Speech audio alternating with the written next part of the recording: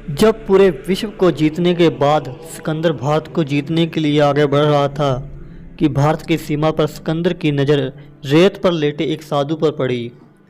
सिकंदर घोड़े से उतरा और उस साधु के पास जाकर खड़ा हो गया। साधु बड़ी बेफिक्री से लेटा हुआ था। सिकंदर को बड़ी हैरानगी हुई और कहा, क्या तुम्हें मौत से डर नहीं लगता? क्या तुम जानते नहीं मैं कौन हूँ?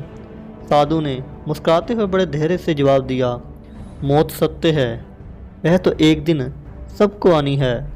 मौत से कैसा डर, लेकिन तुम कौन हो और कहाँ से आए हो और कहाँ जा रहे हो?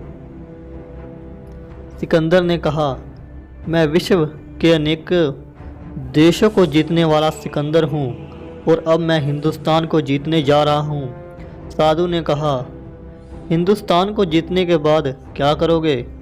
सिकंदर ने कहा, उसके बाद और अन्य बचे हुए देशों को जीतूंगा। साधु ने कहा, अगर तुम सारे देशों को जीत लोगे तो फिर क्या करोगे? सिकंदर ने कहा, फिर मैं आराम करूंगा।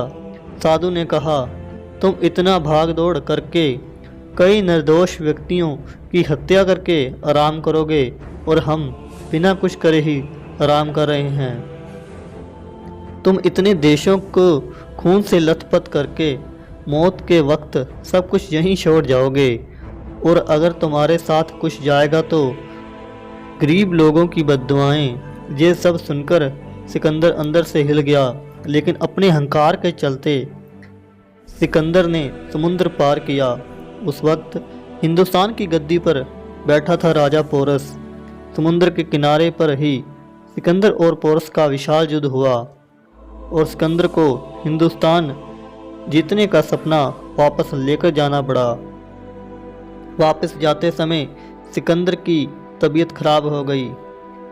अब उसे पता चल गया था कि वह अब और दिन तक जिंदा नहीं रह सकता।